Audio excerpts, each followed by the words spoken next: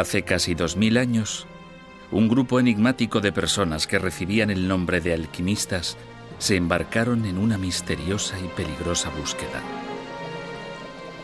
En laboratorios rudimentarios, arriesgaban su vida intentando fabricar oro. También pretendían hallar la sabiduría divina y el secreto de la inmortalidad. La búsqueda del alquimista es la búsqueda de la perfección. Los misterios abundan en la historia oscura de la alquimia. ¿Quedan todavía símbolos místicos de la alquimia en las grandes catedrales de Europa?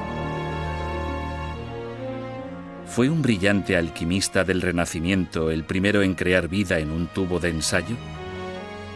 ¿Enloqueció Isaac Newton, uno de los mayores cerebros de la historia, por su secreta obsesión por la alquimia? La ciencia del siglo XX puede haber demostrado las antiguas teorías que ya sostenían los alquimistas. Los físicos modernos han conseguido transmutar metales comunes en oro. ¿Poseían los maestros de alquimia una sabiduría secreta? ¿Qué buscaban en realidad? ¿Era la alquimia una simple búsqueda de oro o una búsqueda de Dios?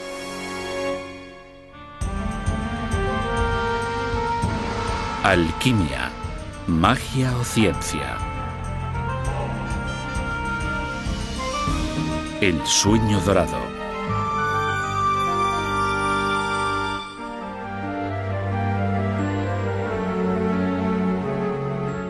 El oro, desde el principio de la humanidad, nos ha fascinado. Muchos lo han codiciado por lo que se puede comprar con él. Otros lo han venerado como un símbolo de lo que anhelamos ser.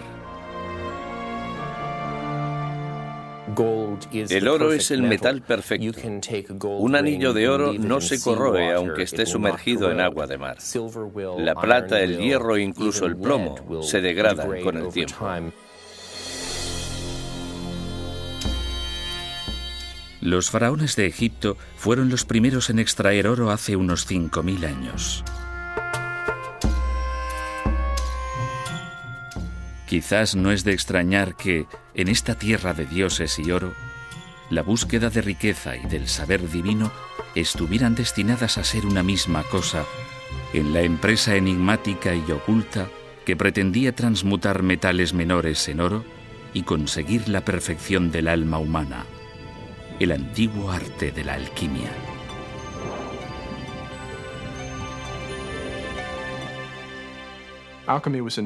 La alquimia se inventó en los primeros 2 siglos después de Cristo, en Alejandría, que está en Egipto. Los egipcios eran famosos por entrelazar complejas prácticas espirituales con, por así decirlo, no menos simples prácticas tecnológicas.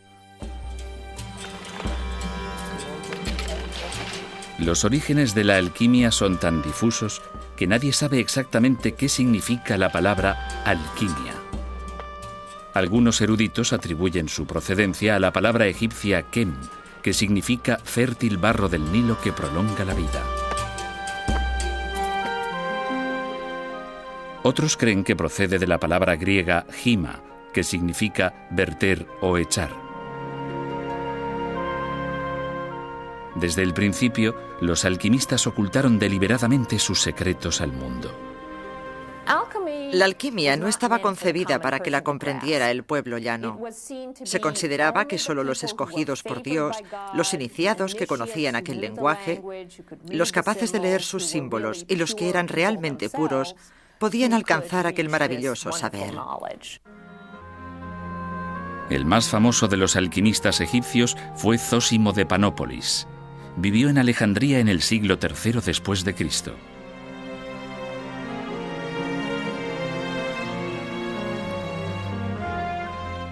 Fue el primero en describir el esquivo talismán todopoderoso que todo alquimista debía poseer para tener éxito en su empresa. Se trataba de un enigma mineralógico conocido como la piedra filosofal.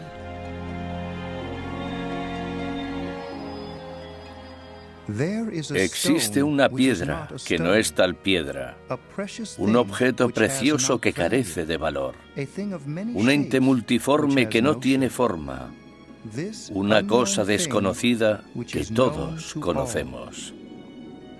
Zósimo de Panópolis.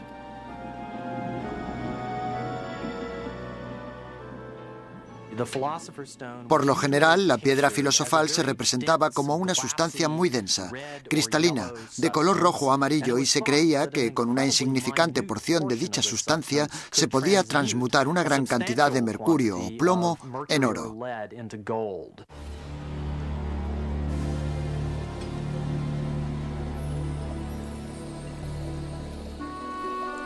Pero la piedra filosofal era algo más que la clave para obtener extraordinarias riquezas. Los alquimistas creían que quien poseyera la piedra tendría en sus manos el poder divino de conceder la vida eterna.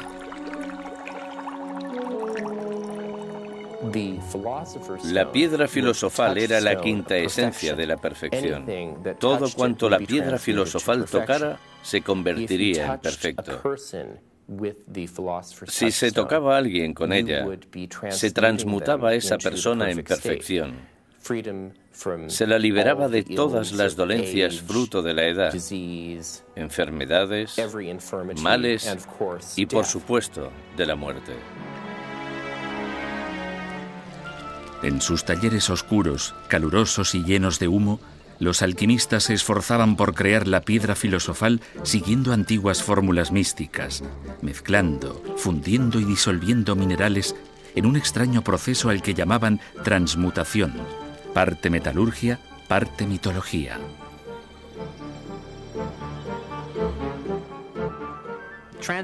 La transmutación se basa en la teoría de que los metales están compuestos por azufre y mercurio.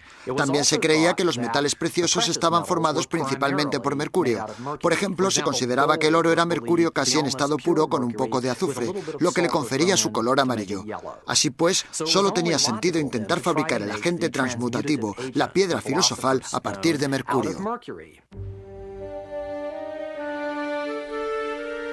Pero los no iniciados no le veían mucha lógica al extravagante mundo de la alquimia. Los libros de alquimia escondían los secretos de la transmutación entre páginas indescifrables de imágenes violentas, eróticas y monstruosas.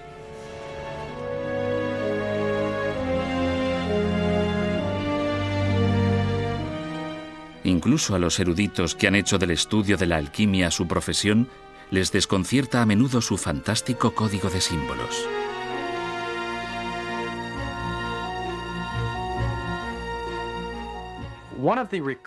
Una de las imágenes recurrentes más impactantes en alquimia es la imagen de un hombre y una mujer unidos en uno, un hermafrodita. Me gustaría saber exactamente qué tenían en mente los alquimistas al utilizar esta imagen tan extravagante y grotesca. Por una parte, parece simbolizar la unión entre lo volátil y lo estable, lo no volátil. Por otra parte, la unión entre el cuerpo y el alma. Y por otra, la unión entre el bien y el mal.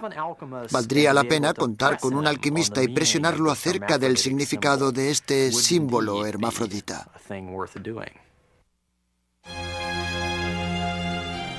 Bajo las imágenes arcanas de la alquimia yace un propósito extremadamente ambicioso.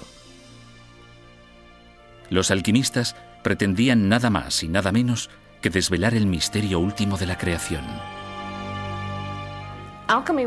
La alquimia constituía la búsqueda del secreto de la vida. La gente creía que todos los metales, plantas y animales crecían, que todos compartían una misma propiedad, la vida. De modo que cuando un alquimista trabajaba en el laboratorio e intentaba imitar la naturaleza, intentaba imitar el crecimiento del oro en la tierra o la maduración del oro en la tierra, creía estar buscando el secreto de la vida. Los secretos de la alquimia perduraron a lo largo de siglos de caos, durante la caída del Imperio Romano y la decadencia de la civilización clásica.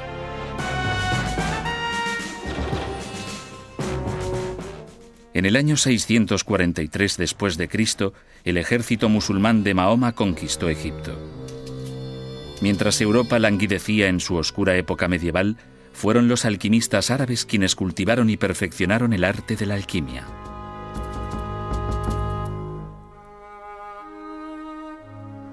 En el siglo XI, los grandes cerebros de Europa aprendían alquimia de sus iguales islámicos. A pesar de la oposición de la Iglesia católica, el arte secreto prosperaría en la Edad Media.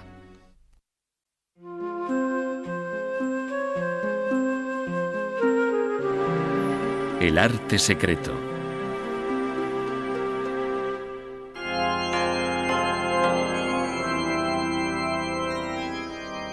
La Catedral Gótica, una oración grabada en piedra.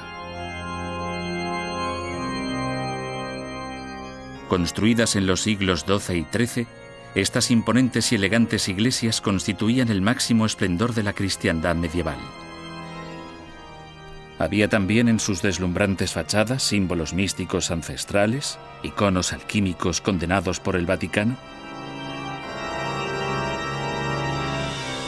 Algunos creen que sí.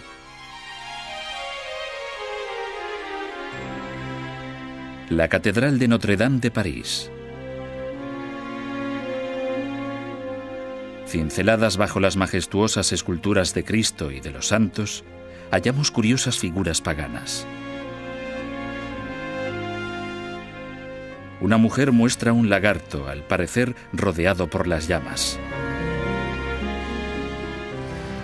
Un soldado lucha bravamente contra enemigos invisibles. Una figura desconocida examina un frasco misterioso. Al igual que los símbolos cristianos, carecen de sentido, pero aparecen con frecuencia en la alquimia. No cabe duda de que hay símbolos alquímicos en Notre-Dame y en la mayoría de las catedrales. Si observamos los nichos de Notre-Dame o de las demás catedrales, encontraremos figuras con escudos que contienen imágenes. En una de ellas vemos a una mujer con un escudo en el que se observa una salamandra rodeada por el fuego. Las salamandras son animales acuáticos que segregan un líquido lechoso que las protege de las llamas durante un breve espacio de tiempo. Es posible que resistan lo suficiente como para salir ilesas de entre las llamas, de modo que en la época medieval surgió la creencia de que la salamandra era una criatura del fuego y por tanto inmune a él. El significado de las misteriosas imágenes de Notre-Dame sigue siendo polémico. A pesar de todo, los alquimistas siguieron con su antigua búsqueda secreta durante la Edad Media, a veces desde el mismo seno de la Iglesia Católica.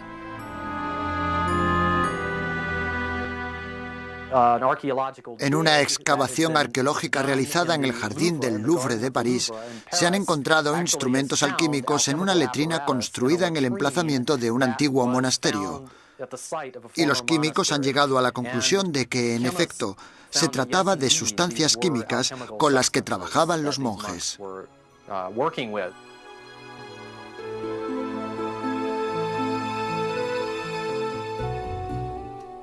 Uno de los alquimistas más famosos del mundo medieval fue un fraile inglés del siglo XIII llamado Roger Bacon, considerado el científico más brillante de su tiempo.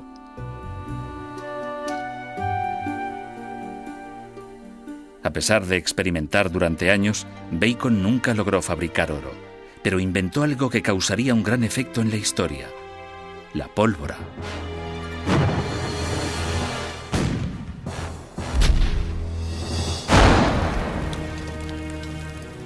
A medida que la fama de Bacon se extendía, también se extendieron rumores siniestros sobre lo que ocurría en su laboratorio.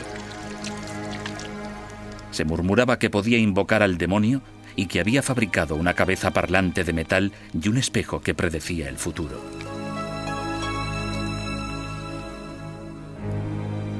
Aquellos rumores eran más de lo que los superiores eclesiásticos de Bacon podían tolerar. En 1284, el Papa hizo que encarcelaran al monje acusándolo de herejía. El mayor alquimista de la Europa medieval pasó el resto de sus días en prisión. Otros tuvieron destinos más funestos. La gente asociaba el azufre con el demonio. Así que si entraban en tu laboratorio y olía a azufre, no cabía duda de que habías estado conjurando al demonio. Por este motivo, muchos alquimistas medievales murieron en la hoguera acusados de brujería.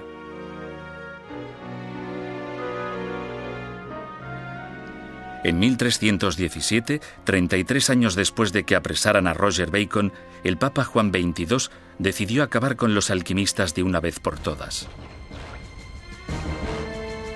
La alquimia queda terminantemente prohibida y aquellos que la practiquen serán castigados.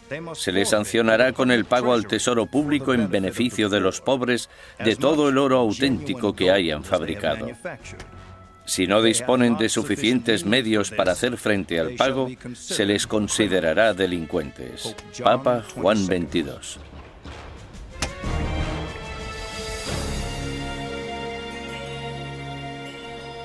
A pesar de la prohibición papal, muchos alquimistas perseveraron a sabiendas de que su vida corría un grave peligro, tanto por aquellos que les perseguían físicamente como por las sustancias que manipulaban a diario. Hay que recordar que la mayoría de alquimistas experimentaban con mercurio y azufre. Entre los compuestos químicos que pueden elaborarse con estos elementos se incluyen el fulminato de mercurio, que es el principal componente químico de los detonadores, y todos los distintos compuestos de azufre que se usaba para la pólvora. Si el hacer fulminato de mercurio se vertía en el momento equivocado, se podía hacer volar el horno, a uno mismo y el laboratorio entero, hecho que sucedía muy a menudo en la Edad Media. Algunos quedaban mutilados y muchos otros simplemente desaparecían para siempre. Mientras algunos perdían la vida en explosiones y otros sucumbían bajo la mano de hierro de la Iglesia, un alquimista medieval podría haber hecho realidad el sueño ancestral de su arte secreto, descubrir la piedra filosofal.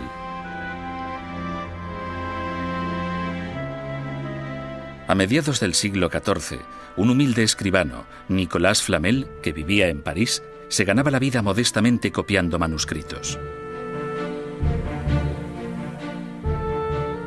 Durante décadas, intentó también descifrar los símbolos secretos de la alquimia.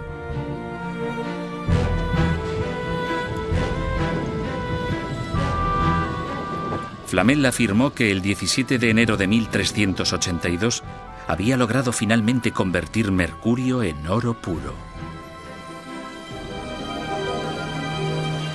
Aunque esta historia parezca ficticia, los registros municipales del París medieval recogen un hecho sorprendente.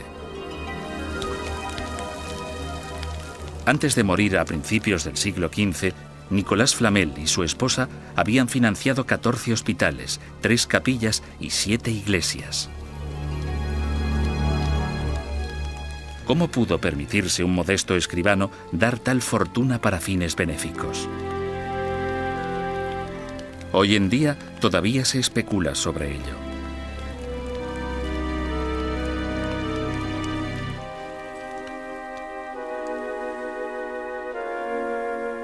La leyenda envuelve incluso la muerte de Flamel.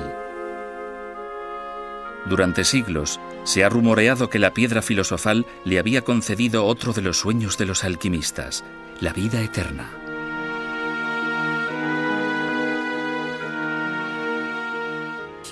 Él y su esposa desaparecieron.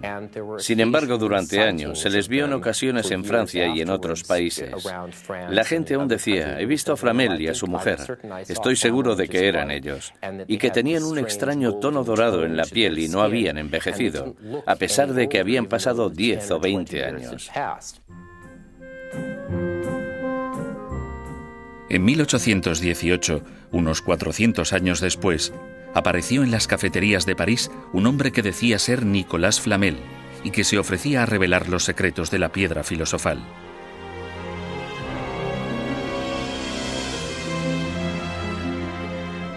La leyenda de Nicolas Flamel quizás solo fuese una fantasía para mantener viva la esperanza y alentar a aquellos que trabajaban en vano por descubrir la tan ansiada piedra filosofal. Pero mientras los alquimistas se afanaban en secreto a riesgo de despertar la ira del Vaticano, los tiempos iban cambiando a su favor. La Europa medieval estaba a punto de transformarse en un glorioso renacimiento que celebraría la sed de conocimientos y el poder del hombre.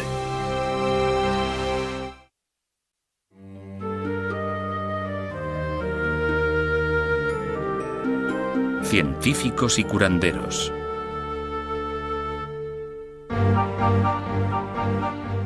A principios del siglo XVI, una nueva era ponía fin al antiguo mundo medieval. Tras siglos de humillación ante la religión, los europeos florecieron con la liberación del Renacimiento.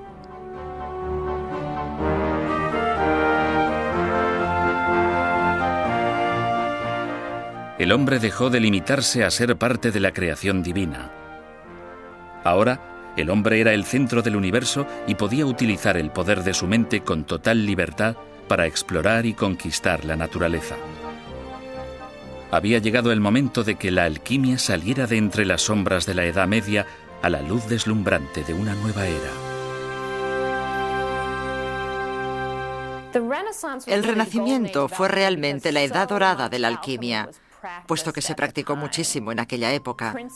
Los príncipes de toda Europa contaban con alquimistas en sus cortes.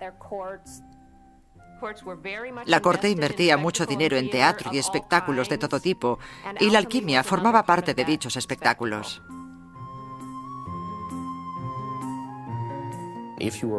Si eras un noble rico, tenías que tener un alquimista en la corte.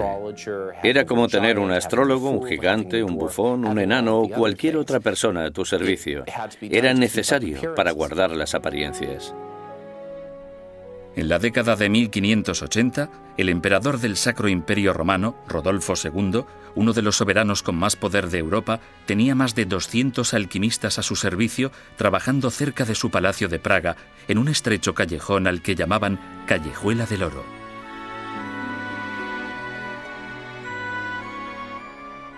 Para los alquimistas, los mecenas aristócratas supusieron el fin de sus problemas financieros y el principio de nuevas preocupaciones. El alquimista se encontraba en un gran aprieto, porque tenía que dar a conocer sus habilidades, pero a la vez no podía desvelar ningún secreto. Tenía que demostrar que era bueno en su trabajo transmutando plata, plomo o cualquier otro metal en oro. Y si no lo producía con suficiente rapidez, podía estar en apuros.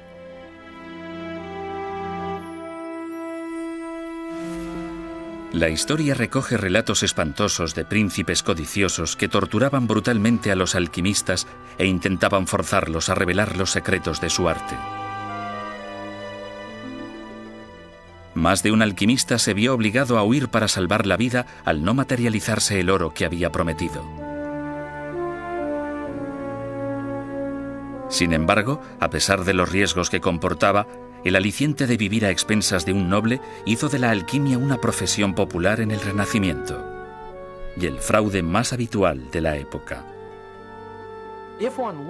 Si se examinan los registros legales, parece que en la mayoría de casos se torturaba y ejecutaba a los alquimistas por charlatanería. De hecho, sucedía con mucha frecuencia. Se les acusaba de producir oro falso en lugar de oro auténtico. El soberano evidentemente se enfurecía y ordenaba ejecutar al alquimista, por lo general en la horca, a veces dorada, vestido con ropas del mismo color. Una muerte simbólica apropiada para un alquimista.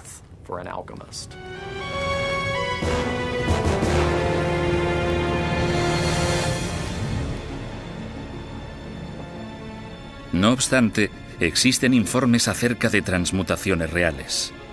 Hoy en día nos sorprenden este tipo de misteriosas afirmaciones. ¿Cómo pudieron realizar los alquimistas del siglo XVI la tarea, al parecer imposible, de la transmutación? La respuesta puede yacer en aquel antiguo dicho famoso: no es oro todo lo que reluce, por lo menos no oro puro. Los alquimistas sostenían que el oro era un metal pesado, de color amarillo y maleable. Podía convertirse en láminas.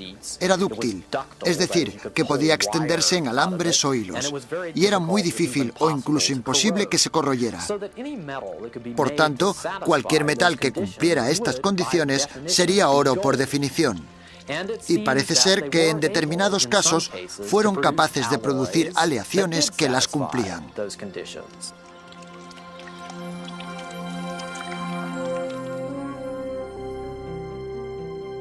Encabezando este mundo tumultuoso de codicia, misticismo y engaño, destacaba el personaje misterioso de Theophrastus Bombastus von Hohenheim, más conocido como Paracelso.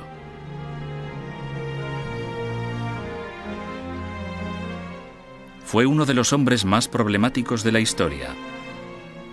De su segundo nombre, Bombastus, surgió en español el adjetivo bombástico, que hace referencia a aquellos que son excesivamente pretenciosos y grandilocuentes. Pero a pesar de su presuntuosidad, Paracelso tenía mucho de qué presumir, puesto que fue él quien dio a la alquimia una nueva y noble utilidad.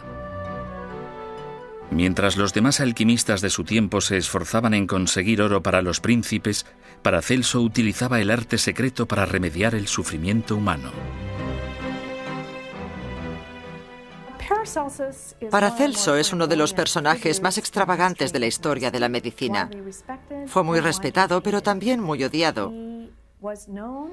Era conocido por haber hallado cura a varias enfermedades que todo tipo de tratamientos tradicionales no habían conseguido remediar.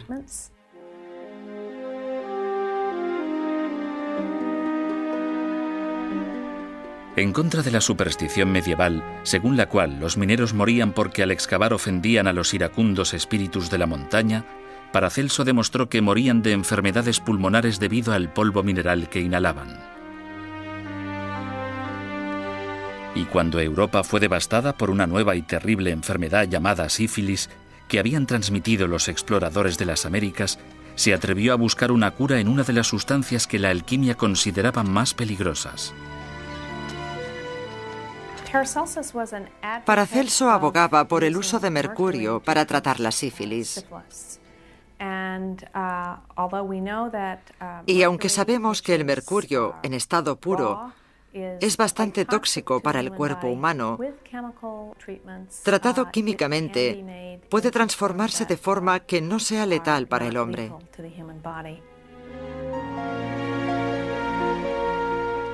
Los médicos han utilizado el mercurio para tratar la sífilis hasta el siglo XX. Se recuerda a Paracelso como uno de los mejores médicos de la historia. Epitafio que podría haber escrito él mismo sin ningún problema, ya que él era el primero en vanagloriarse de haber creado vida humana.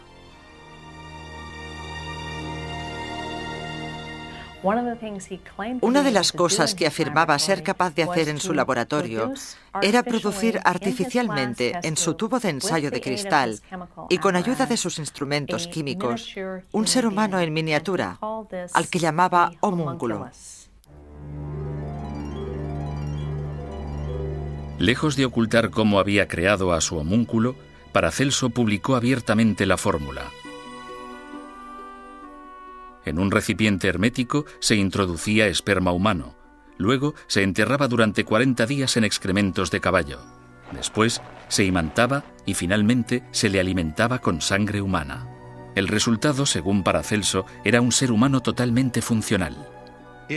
Puede criarse y educarse como cualquier otro niño, hasta que crezca y sea capaz de valerse por sí mismo. Paracelso.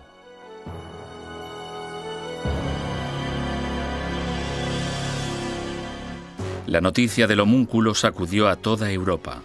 Los enemigos de Paracelso, enfurecidos, le acusaron de creerse Dios. En cambio, los alquimistas que le apoyaban se apresuraron en crear sus propios homúnculos en los laboratorios. Muchos afirmaron haberlo logrado, pero extrañamente nadie mostraba su homúnculo, ni siquiera Paracelso.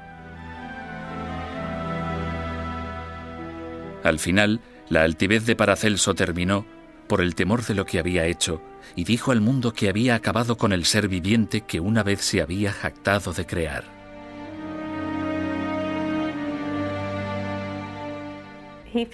Pensaba que era moralmente ofensivo dar vida a una criatura que carecía de alma.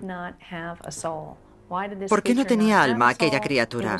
Solo Dios podía conceder alma al ser humano.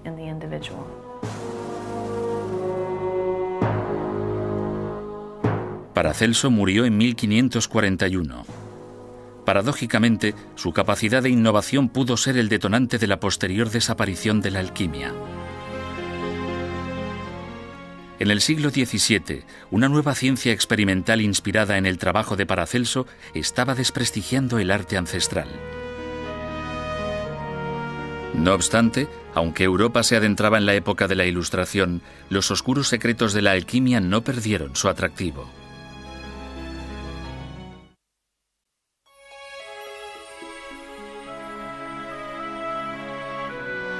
Genio y locura.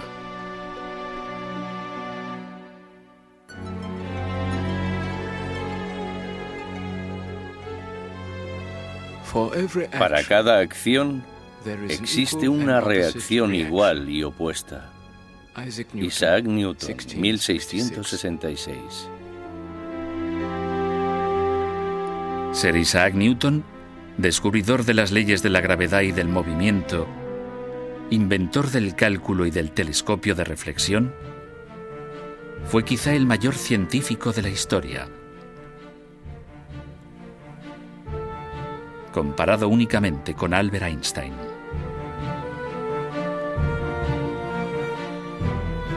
Newton se hizo famoso en vida por sus experimentos en física.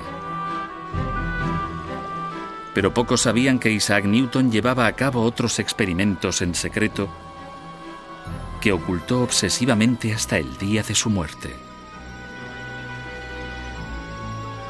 Isaac Newton era un apasionado alquimista.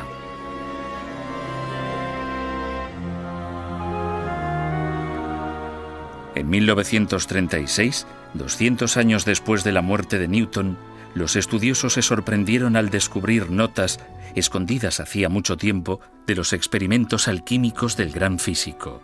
Había escrito más de 1 millón de palabras acerca del arte secreto. Su sobrino, Humphrey Newton, fue testigo de sus experimentos en el campo de la alquimia.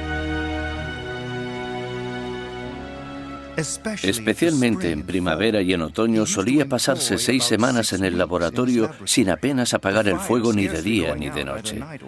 Nunca pude llegar a saber cuál podía ser el objetivo de sus experimentos, pero su diligencia me hacía pensar que esperaba conseguir algo más allá del alcance del arte y de la industria del hombre. Humphrey Newton.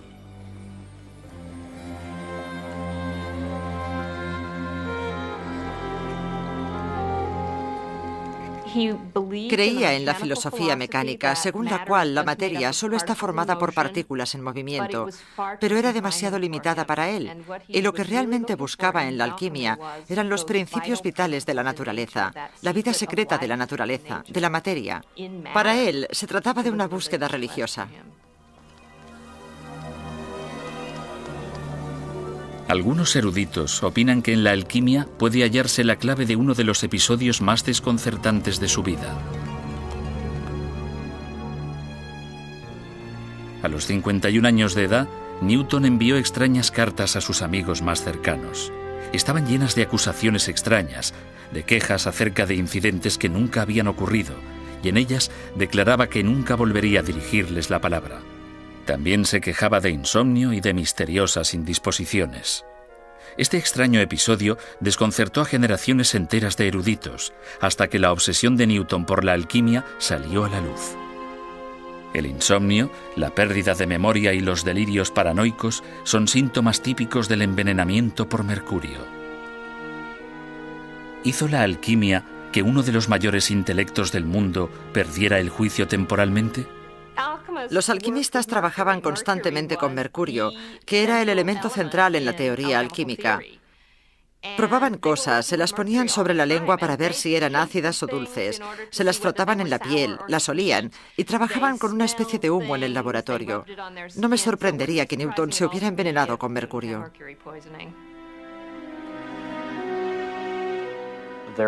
Existen pruebas obtenidas a partir del análisis reciente del cabello de Newton que demuestran que la concentración de mercurio era muy superior a la normal.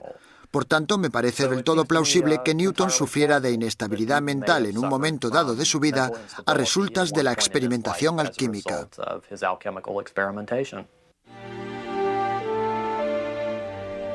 Isaac Newton se recuperó de su misteriosa crisis y vivió hasta la edad de 85 años.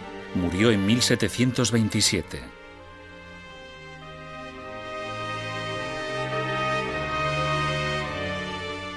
En los últimos años, confesó a sus amigos que echaban mucho de menos la alquimia y que, si fuera más joven, según sus propias palabras, daría otro toque a los metales. Pero a finales del siglo XVIII, los científicos respetables ya no creían que los metales fueran seres vivos. Tan solo unos pocos excéntricos y estafadores seguían practicando la alquimia. Tras siglos fascinando a los mayores cerebros de Europa, la alquimia parecía destinada a convertirse en la chatarra de la historia, una reliquia obsoleta perteneciente a un pasado iliterato. Pero el ancestral arte místico se negaba a morir.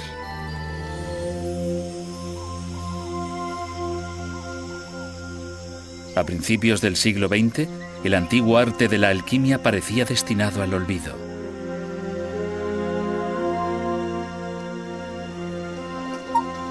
Hacía tiempo que había quedado relegado a una mera curiosidad histórica.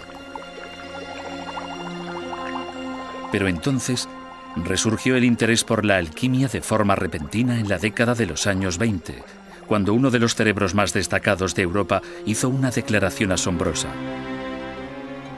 El psicólogo suizo Carl Gustav Jung, antiguo discípulo de Sigmund Freud, se había separado de su maestro para fundar su propia escuela de psicoterapia.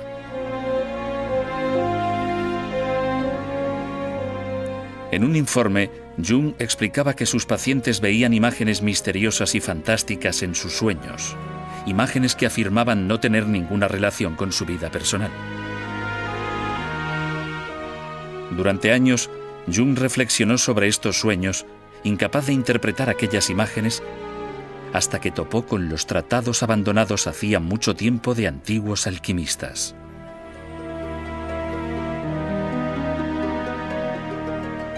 Examinando sus símbolos arcanos, Jung descubrió para su asombro que eran muy parecidos a las imágenes que aparecían en los sueños de sus pacientes. Estaba convencido de que las extrañas imágenes de la alquimia eran mensajes de curación física procedentes de las profundidades del inconsciente que se aparecían a las almas atormentadas de todos los tiempos.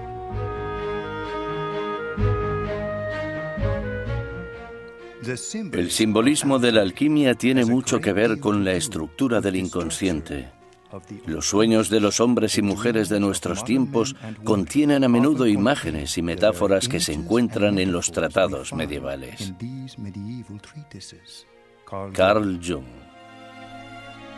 Carl Jung dedicó el resto de su vida a desarrollar y defender su nueva y sorprendente interpretación de la alquimia como una escuela secreta de psicoterapia sagrada. Sus discípulos continúan su trabajo todavía hoy.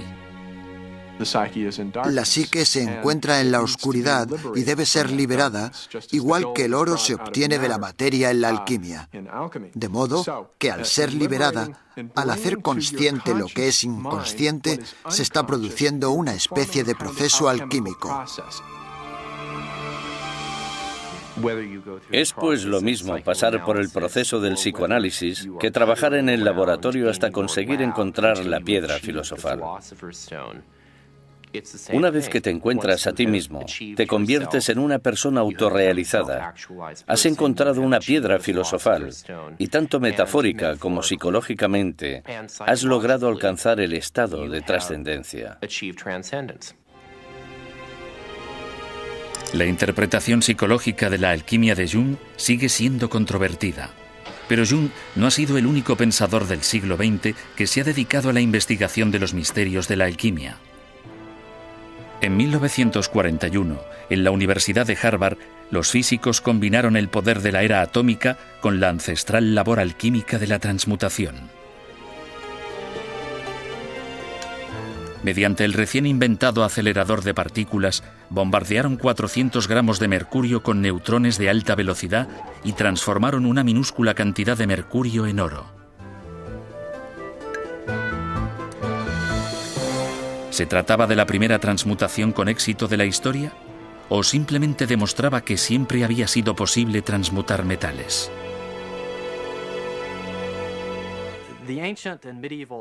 Los alquimistas no disponían de la energía que hay en un acelerador nuclear moderno o ciclotrón. Y de hecho, no es justificación suficiente para pensar que los alquimistas fuesen capaces realmente de transmutar metales solo porque los físicos modernos sí pueden. Pero, por otra parte, sí que ofrece una justificación actual de su teoría, de la creencia de que los elementos podían transmutarse.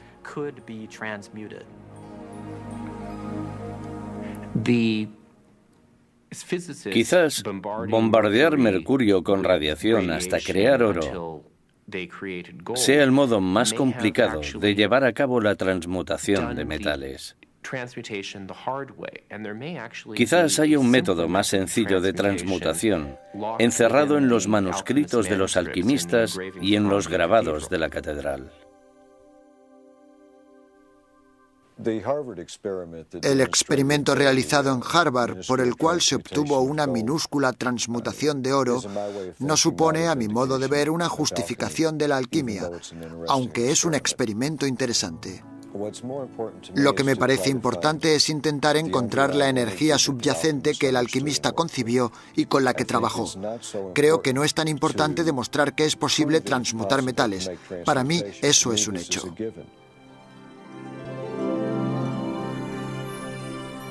Aún hoy, hay quienes prosiguen la antigua búsqueda de la alquimia, presos de su atractivo, al parecer intemporal. Russell y Sue House son alquimistas contemporáneos. Para ellos, la alquimia no representa la búsqueda de riquezas, es la búsqueda de las verdades espirituales más profundas. Como alquimista moderno del siglo XXI no pretendo fabricar oro. Y no es porque crea que no puede hacerse. Creo que mi interés por la alquimia surgió cuando era niño. Era muy curioso y me gustaba la naturaleza. Pero también iba mucho a la iglesia y me gustaban las cosas que allí escuchaba. Pensaba que si la gente veía lo que yo había visto con el microscopio, se daría cuenta de que es evidente que existe alguna especie de Dios. Para mí, la alquimia es una forma de viajar dentro de mí misma. Por eso no se trata solo del proceso de ver cómo se lleva a cabo un experimento, sino que el experimento se produce en mi interior y descubro partes de mí que ni siquiera sabía que existían. Me apasiona ser capaz de incorporarla a mi vida y utilizarla y crecer a partir de ella. El misterio de la alquimia sigue intrigándonos y nos transporta a la ansiada búsqueda del oro, de Dios y de la vida eterna. Un sueño que todavía hoy es tan poderoso como lo fue a lo largo de los últimos 2000 años.